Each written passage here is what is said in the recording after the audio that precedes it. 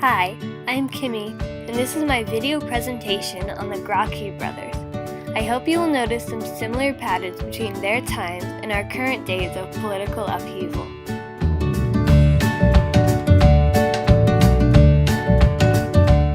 Who were they?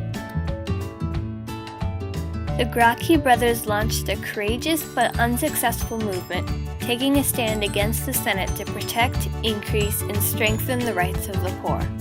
This video will help you understand who the Gracchi Brothers were and how they stood up for the people of Rome. Let's start with some information about what was happening in Rome at the time. The Gracchi were alive in Rome during the 100s BC, part of Rome's imperial era. Civil problems were growing between the wealthy and the poor. As the Romans conquered the Italian people, they used most of the land they acquired for outposts for war. Roman rulers sold the more fertile land to rich Romans. They justified these actions by telling the commoners that these rich Romans would hire the poor to work the land and draw the benefits of food and money in return. But instead, the rich preferred employing slaves as cultivators on their farms because slaves were cheaper and could not be drafted to serve in the army, unlike free men. As a consequence, the common people grew poorer, while the population of slaves grew dramatically, increasing the chances of a slave revolt. The historian Appian summarized the problem well. He said, "Thus the powerful ones became enormously rich and the race of slaves multiplied throughout the country, while the Italian people dwindled in numbers and strength, being oppressed by penury, taxes, and military service." Now, let's talk about the elder Gracchi brother, Tiberius, and how he tried to solve these problems. Tiberius Gracchus was born in 164 BC in Rome, Italy. Gracchus was tribune of the plebs in 133 BC, meaning that he would represent the common people in government.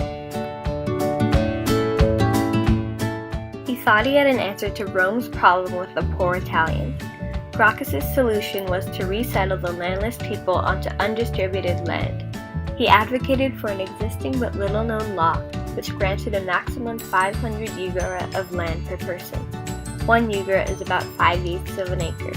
He added a provision to the law saying that the sons of landowners could receive only 1/2 of their father's land. All the undistributed land would be divided among the poor. The wealthy strongly opposed Gracchus' agrarian law. It was denied at first, until Gracchus convinced his rival Octavius, who had vetoed it, that it was the job of the tribunes to help the people. And so, the law was passed, and the poor received their land. The poor people regarded Gracchus as a hero. Tiberius sought re-election because he wanted to preserve the laws he had created. But this was against the rules. The senators had had enough. Violence broke out in the Senate, and Tiberius Gracchus and many of his supporters were beaten to death. This was a major turning point in Rome. Assassinations and mob violence had been unknown before this.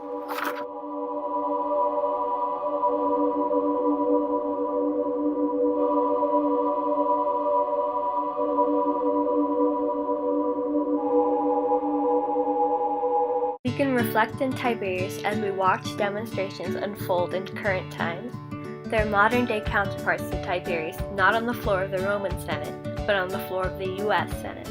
Tiberius was passionate in his commitment to the underserved and overlooked common man. He took a stand which ultimately cost him his life. Although his law was never fully successful or enforced in the long run, he fulfilled his job as a good tribune of the plebs.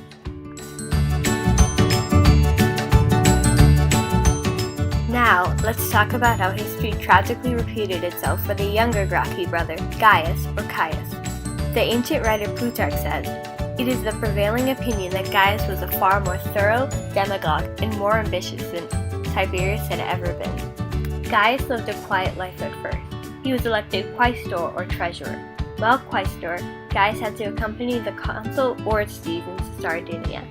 Gaius did very well while in Sardinia.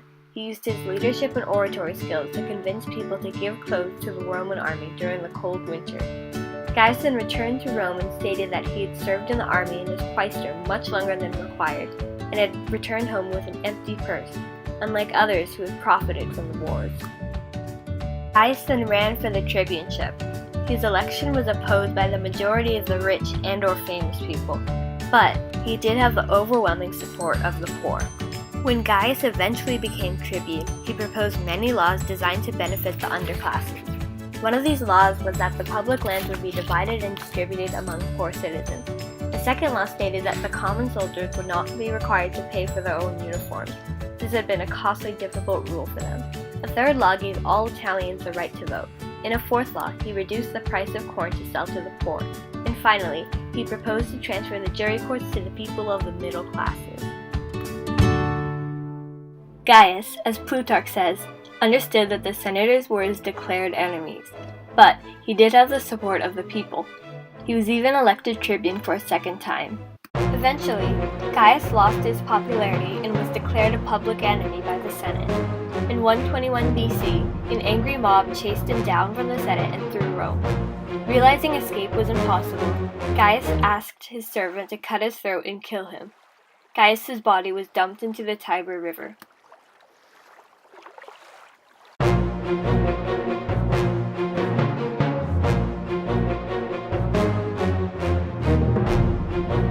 So how did Gaius take a stand?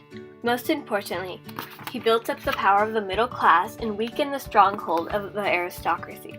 Cornella Matthews writes, "The Gracchi had revived the traditional role of the tribunes as protectors of the plebs and had asserted the people's rights to legislate in its own interest on any matter whatsoever."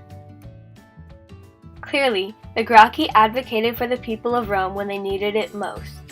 Even the famous orator Cicero considered the Gracchi men of the greatest fame, ability, and patriotism.